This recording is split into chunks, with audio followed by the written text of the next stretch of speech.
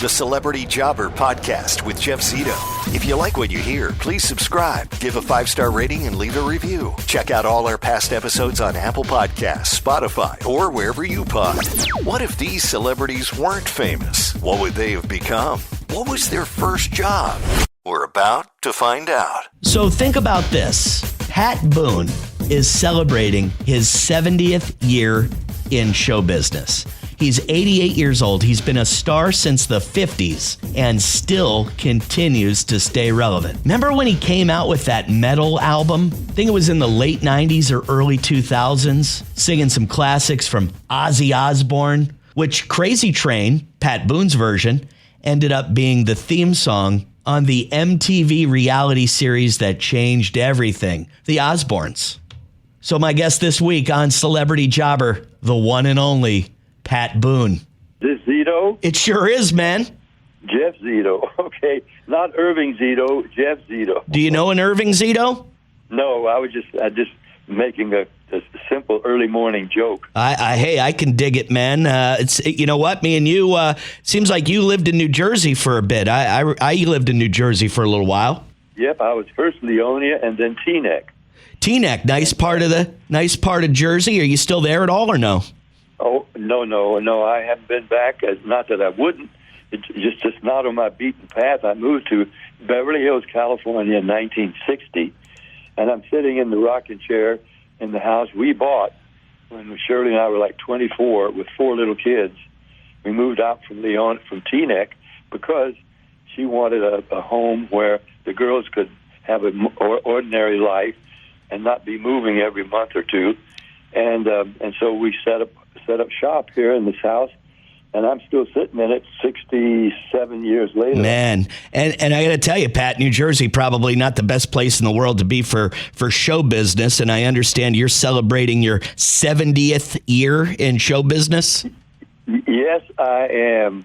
The first record was 1955 with me covering and I did a whole bunch of covers, which only a few of us pop artists were doing. Elvis, me, and 2 or 3 others were covering these quirky and hooky R&B songs. And I did 2 Hearts, 2 Kisses.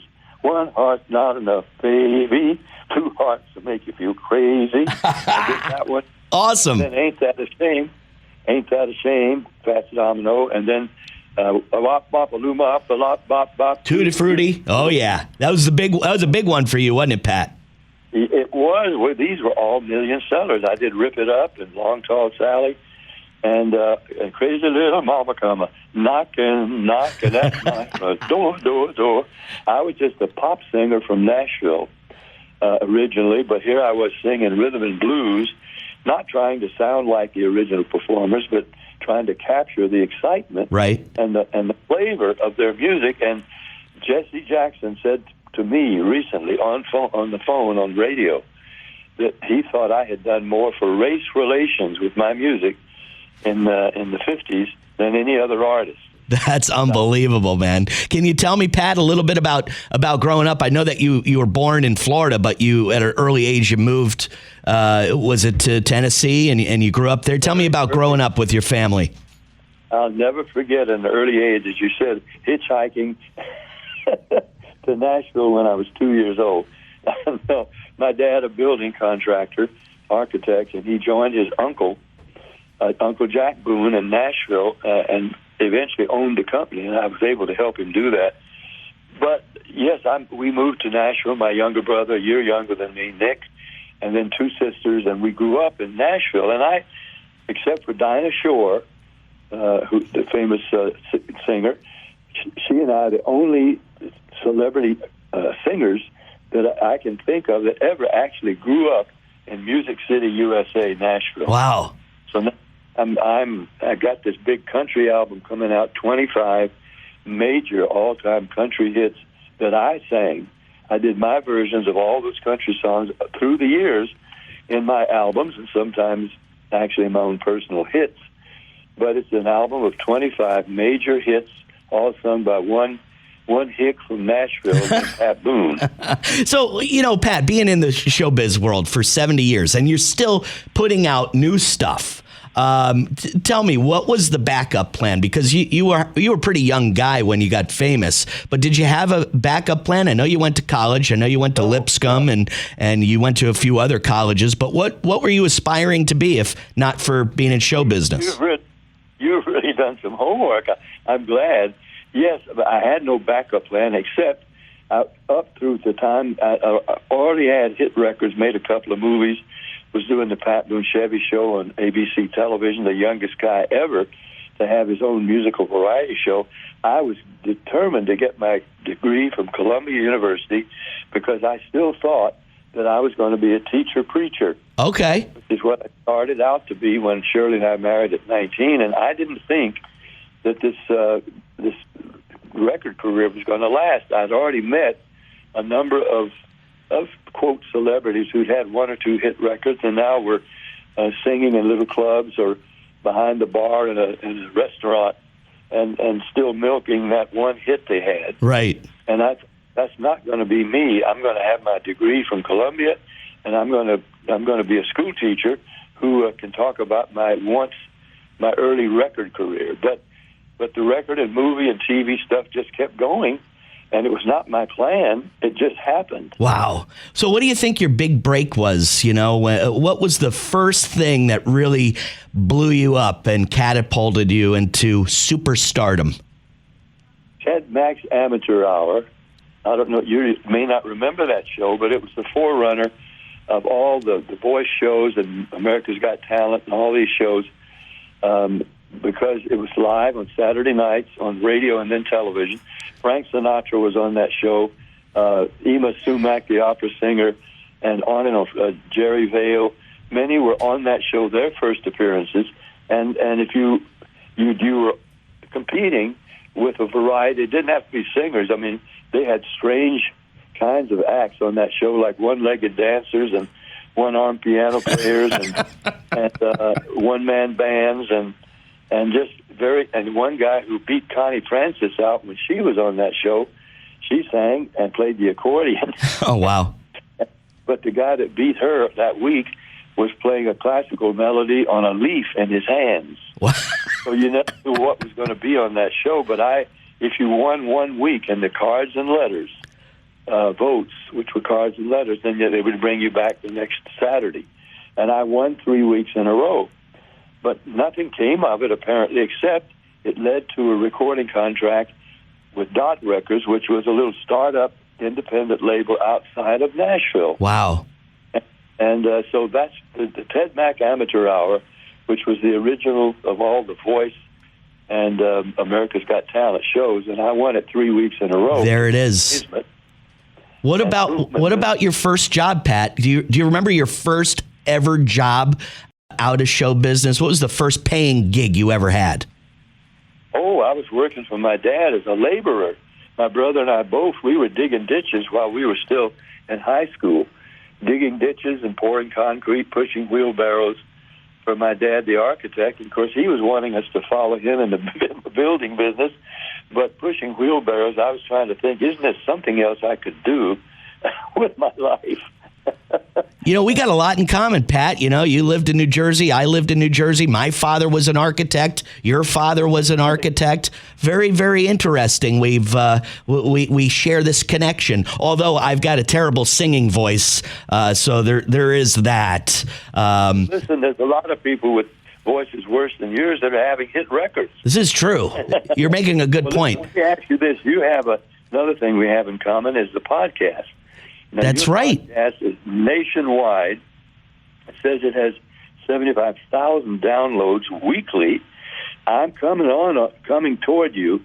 I have a podcast as well, and I'm on Sirius XM Gold 50s Gold every week on Sirius XM, and I'm still letting people know about all the over 2,300 songs that I've recorded.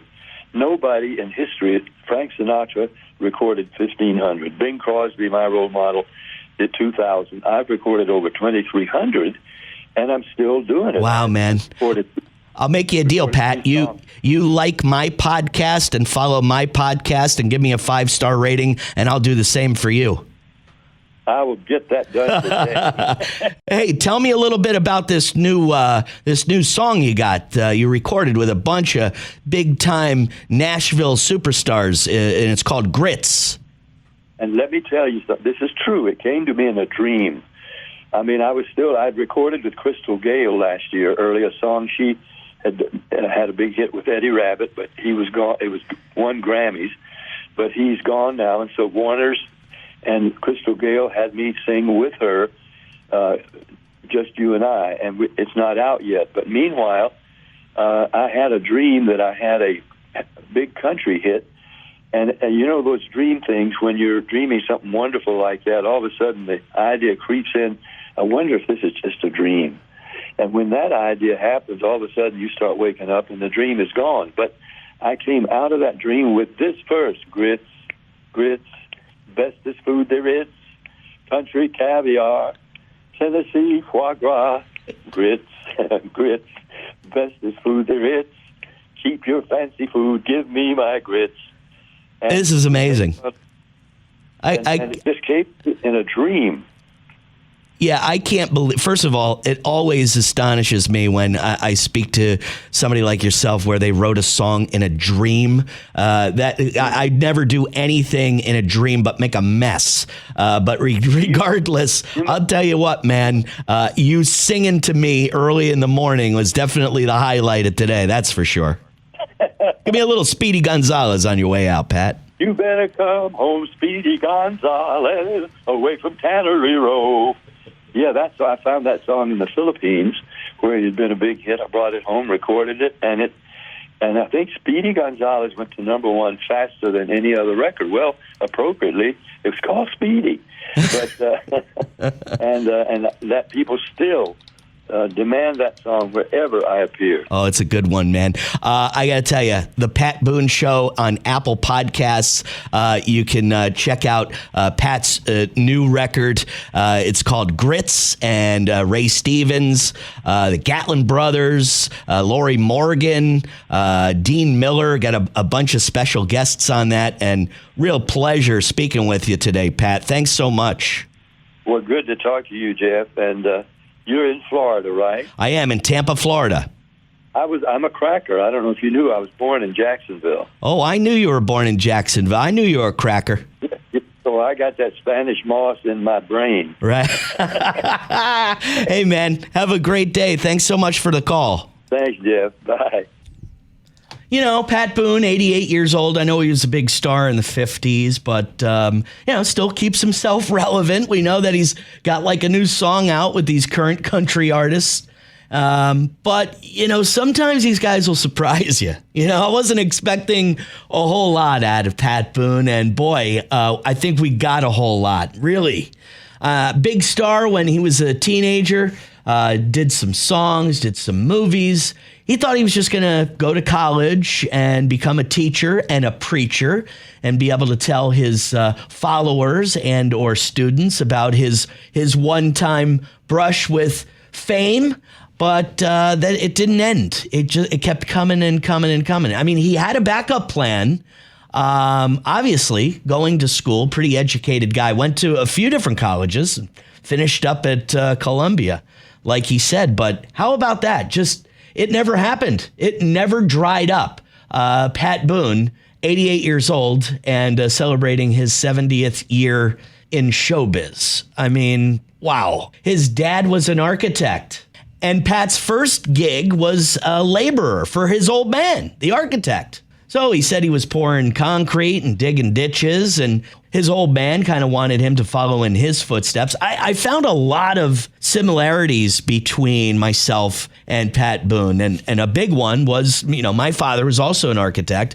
And I think he also wanted me to follow in his footsteps because he had a pretty good business already made, and he thought that maybe me and my brother could just kind of continue on where he left off, and he could help us, maybe consult us, and might have been a good gig for me and my brother to follow along in my dad's footsteps and become an architect and general contractor in that field. It seems like it's not a bad business to be in these days, huh?